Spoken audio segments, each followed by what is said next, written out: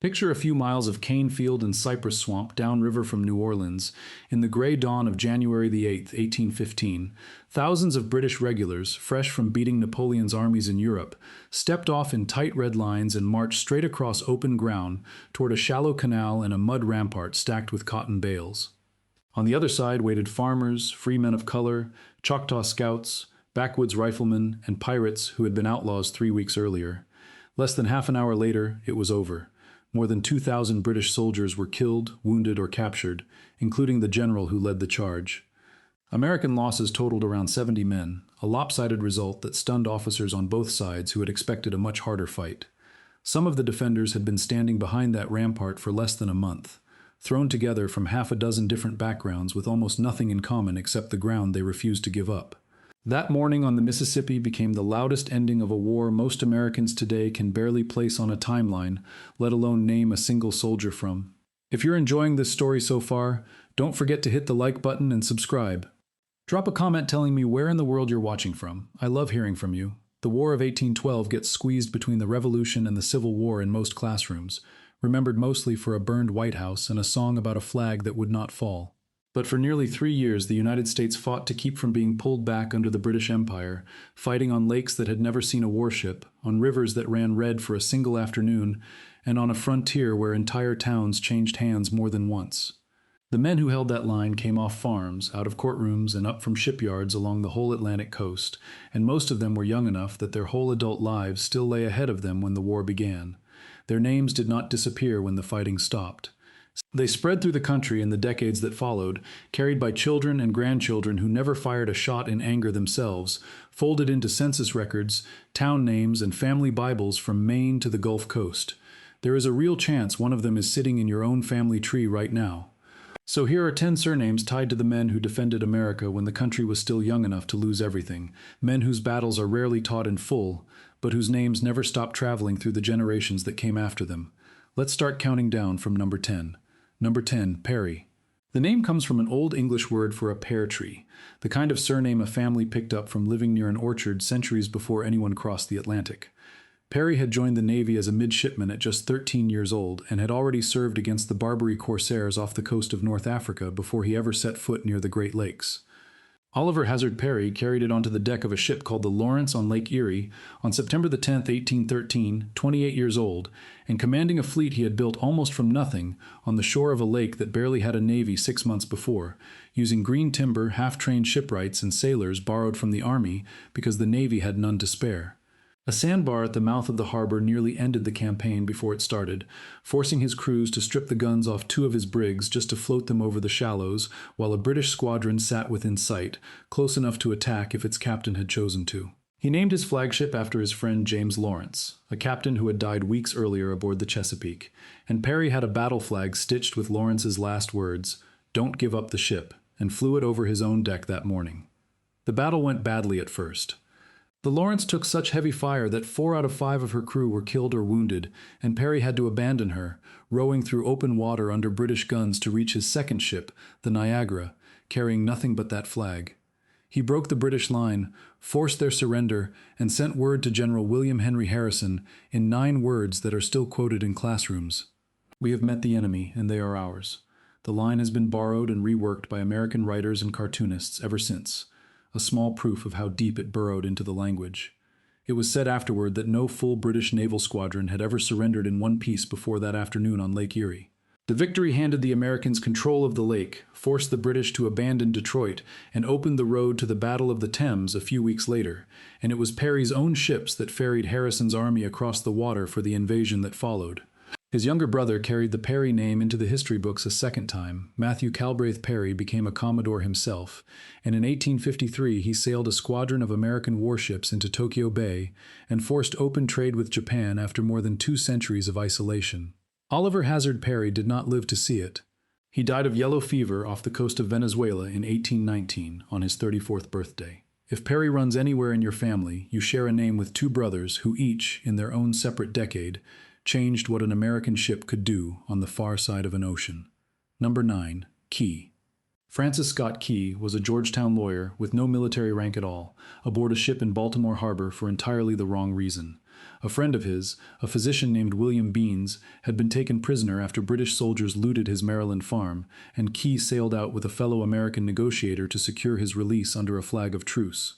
The British commanders agreed to free Beans, but not until after their attack on Fort McHenry had already been set in motion, and so the two Americans were held aboard a truce ship in the harbor and forced to watch the assault they could do nothing to stop.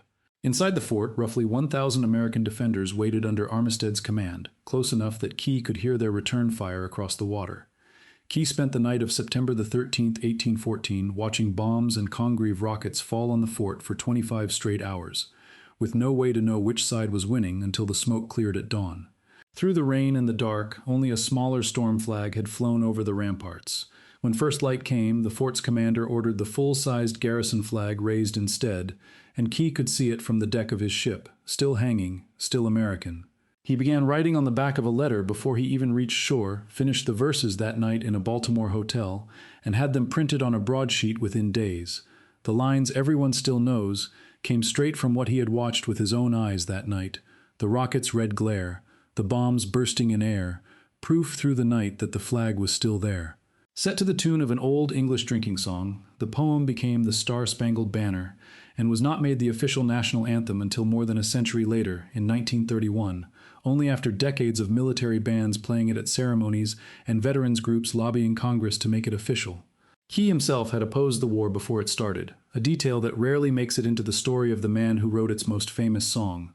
2 decades later, he would go on to serve as United States Attorney for the District of Columbia, appointed by a president whose own name closes out this list. A distant cousin born nearly 100 years later was named in his honor and grew up to write The Great Gatsby. If your family carries the name Key, you carry the name of a man who spent one long night not knowing whether his country had already lost. Number 8. Pike. Zebulon Pike had already made his name as an explorer before the war began, leading one expedition in 1805 to find the source of the Mississippi River, a goal that eluded him just as the summit of his own mountain would, and a second through the Louisiana Territory in 1806 that brought him within sight of a mountain in what is now Colorado.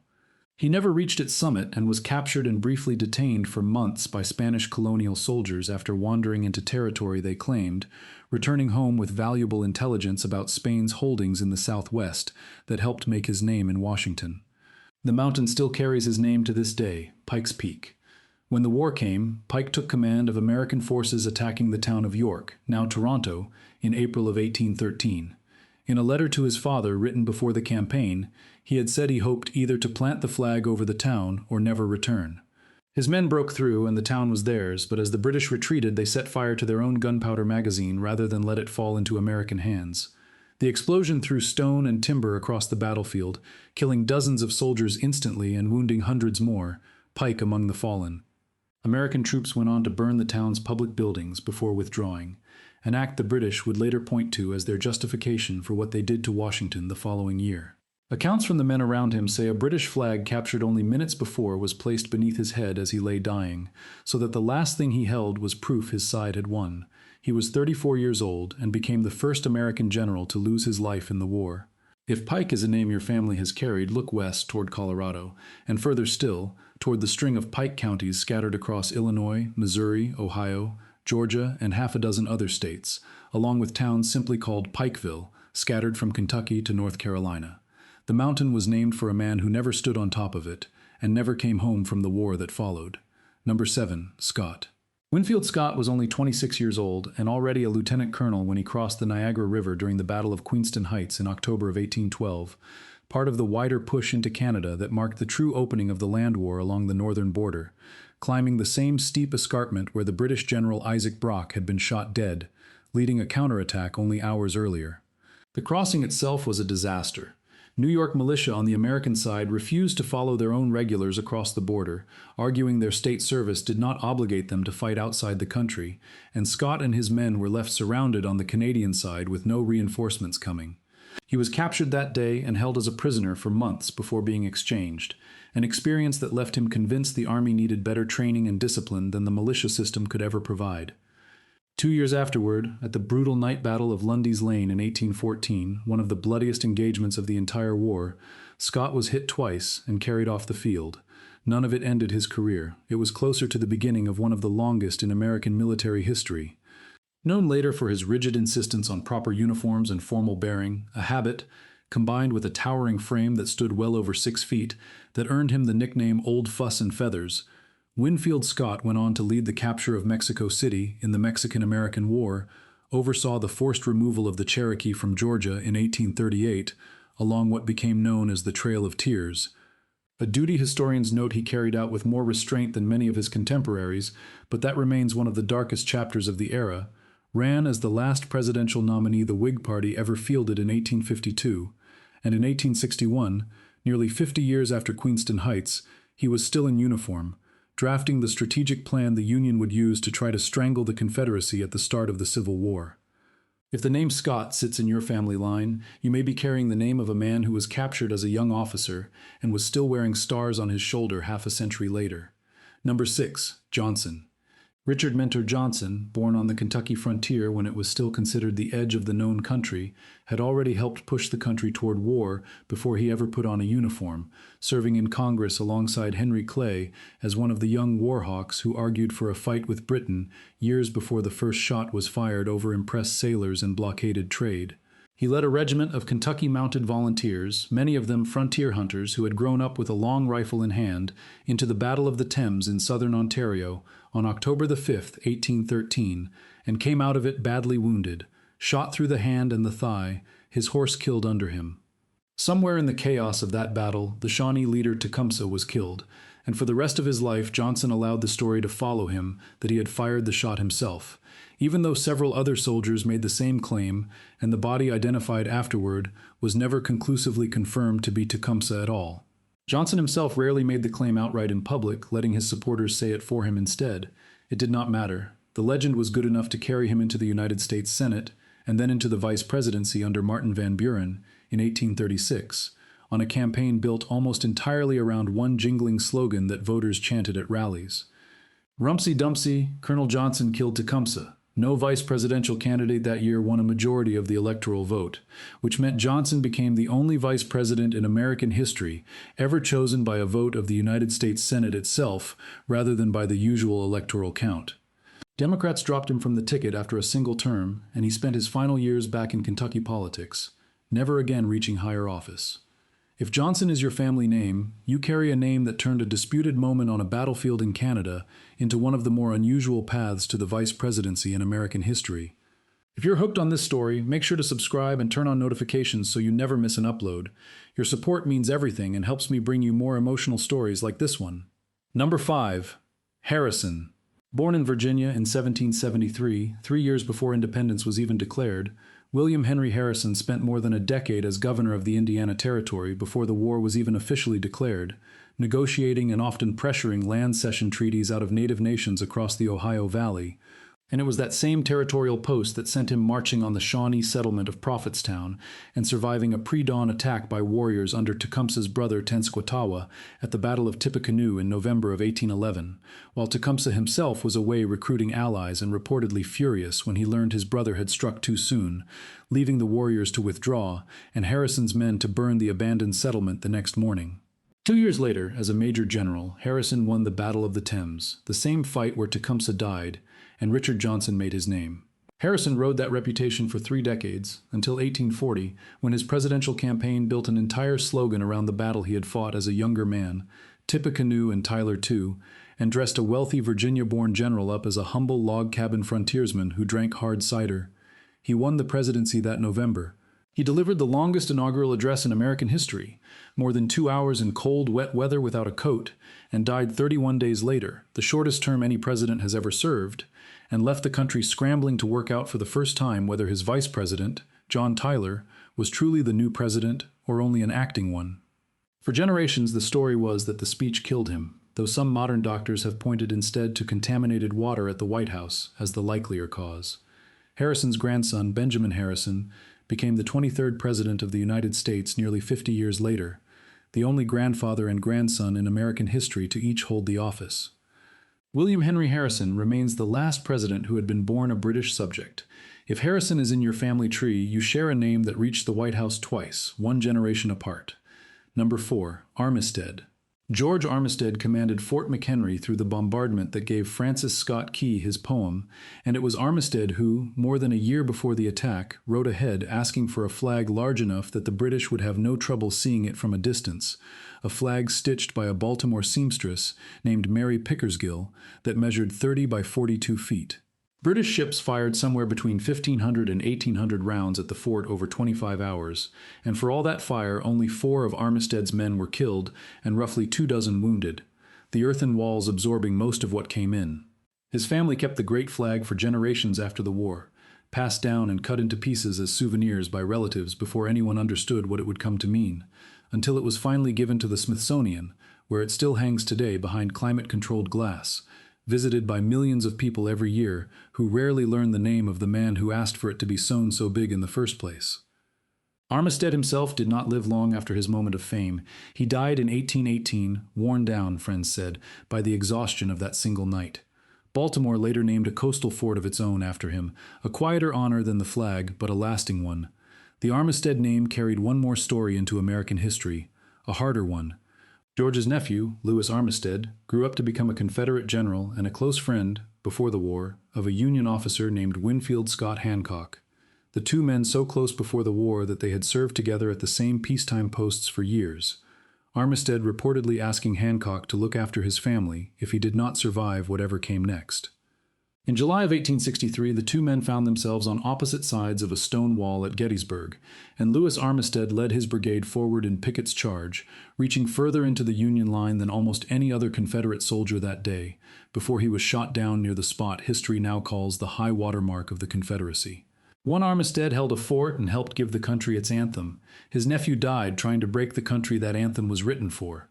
If Armistead is your name, you are carrying both halves of that story. Number 3, Barney. Joshua Barney had already fought the British once, going to sea as a boy and commanding his own merchant ship trading tobacco out of Baltimore before he was even 20, then serving in the Continental Navy during the Revolution, where he was captured by the British 4 separate times and escaped 3 of them. By 1814 he was in his 50s and took command of the Chesapeake Bay Flotilla, a scrappy collection of barges and gunboats meant to harass the Royal Navy in Maryland's rivers and inlets. When a much larger British force under General Robert Ross and Admiral George Cockburn pushed toward Washington that August, roughly 4,500 battle-hardened veterans against an American defense of mostly untrained militia, more than 6,000 strong on paper but with almost no experience standing in a line under fire, Barney made a hard call. He scuttled his own flotilla so the British could never capture it, and marched his sailors and Marines inland, dragging their heavy naval guns with them, to join the defense of the capital at Bladensburg. President James Madison himself rode out to watch the battle and had to flee only minutes before the lines broke. What happened next has gone down in American history under an unflattering nickname, the Bladensburg Races, because most of the militia scattered and ran within minutes of the first British volley. Barney's sailors did not run. They held their position and kept their guns firing even as the lines around them collapsed, until Barney himself was shot through the thigh and captured where he stood. British officers who took him prisoner later said his men were the only American troops that day who had fought like regulars, and released him on parole to be treated by his own doctors. Washington burned that same night regardless. The wound in his thigh never fully healed, and it contributed to his death 4 years later, in 1818, the same year that claimed Armistead as well. If your family carries the name Barney, you carry the name of one of the only Americans that day who did not run. Number 2, Macdonough. Thomas Macdonough spent the summer of 1814 doing something that sounds almost impossible, building a fighting fleet from green, freshly cut timber on the shore of Lake Champlain in a matter of weeks, his largest ship framed, planked, and launched in about 40 days, while a British force under Captain George Downey raced to build a fleet of its own only a few miles up the same lake, following the very invasion route the British had tried and failed to hold during the Revolution. On September the 11th, 1814, the two fleets met off Plattsburgh, New York. Partway through the fighting, a British cannonball is said to have smashed through a chicken coop aboard Macdonough's flagship, and the rooster inside flew up onto a gun carriage and crowed, which the sailors took as a sign and answered with a cheer. Macdonough had anchored his ships with spring lines on the anchor cables, a trick that let him swing his vessels around mid-battle to bring fresh, unused cannons to bear on the British line once the first side was too damaged to fire. Downey was killed, his flagship struck its colors, and the entire invasion force marching south from Canada, more than 10,000 British soldiers under Sir George Prevost, turned around and retreated once word reached them that the lake behind them now belonged to the Americans, only days after Armistead's fort had held at Baltimore. It became one of the turning points that pushed British negotiators at Ghent, already deep in talks to end the war, to accept the pre-war borders rather than keep fighting for more. Congress awarded Macdonough a gold medal and grants of land in gratitude, and he spent what remained of his short life at sea, dying of tuberculosis in 1825, aboard a ship bringing him home from a command in the Mediterranean, 41 years old. The anniversary is still marked with a parade through Plattsburgh every September. If the name Macdonough is anywhere in your family, you carry the name of a man who built a navy out of green wood in a matter of weeks and used it to end a war. Number 1. Jackson. Andrew Jackson had already survived more of America's wars than most men twice his age. He was orphaned as a boy during the Revolution, captured by the British as a 13-year-old courier, and carried a scar on his face for the rest of his life from a British officer's saber after he refused to shine the man's boots. By January of 1815, he was a major general commanding one of the strangest armies the country has ever fielded outside New Orleans. Regular soldiers, Tennessee and Kentucky militia, free men of color from Louisiana's own battalions, Choctaw warriors, and pirates from Barataria Bay under Jean Lafitte, all dug in behind a rampart made of mud and cotton bales. The final battle followed weeks of smaller fighting, including a nighttime raid Jackson launched against the newly landed British camp on December the 23rd that caught them completely by surprise and bought his men precious time to build their defenses. The British general who finally led the main assault, Edward Pakenham, brother-in-law to the Duke of Wellington himself, was killed in the opening minutes of the attack. His men left stranded in the open after the ladders and bundled sticks meant to help them cross the canal and scale the rampart were left behind in the confusion. The battle described at the start of this story was fought 2 weeks after a peace treaty had already been signed in Europe, word of it too slow to cross the Atlantic in time to stop the fighting. It did not matter to the men who lived through it, and it did not matter to a country that spent the next century marking every January the 8th as a holiday in its own right, and that turned Jackson into its next great hero and, 13 years later, its president, a presidency that would later push many of the same native nations he had once fought alongside off their own land entirely, a legacy historians still weigh against the one earned at Chalmette. The name Jackson today belongs to millions of Americans, some who trace directly back to the general, and some whose ancestors were enslaved people who took the surname of the family that once owned them. However your family came to the name, it is tied to that one January morning when a rampart of mud and cotton held against the strongest army in the world. 10 names, 10 battlefields, and a war that shaped the country far more than the handful of pages it usually gets in a textbook. Fought by men who mostly did not think of themselves as making history at all, only as trying to survive one more day of it. A shipbuilder's brother who opened Japan, a lawyer who never meant to write a song, an explorer who never reached his own mountain, a soldier who kept his stars for 50 years, a colonel whose disputed shot carried him to the vice presidency, a president who lasted a single month, an uncle and nephew standing on opposite sides of 2 different wars, a commodore who would not run, a captain who outbuilt the enemy in a matter of weeks, and a general who held a line the whole country was watching. Somewhere in the branches of your own family tree, one of these names might be waiting. A soldier, a sailor, or a survivor who stood their ground when the outcome was still very much in doubt. If you want to look for yourself, the National Archives holds thousands of War of 1812 pension and bounty land applications, many of them now digitized and searchable by surname, still waiting for someone to come looking. Thank you so much for watching until the end. If you love this story, check out the other videos on your screen now. I think you'll really enjoy them. And don't forget to subscribe if you haven't already. See you in the next story.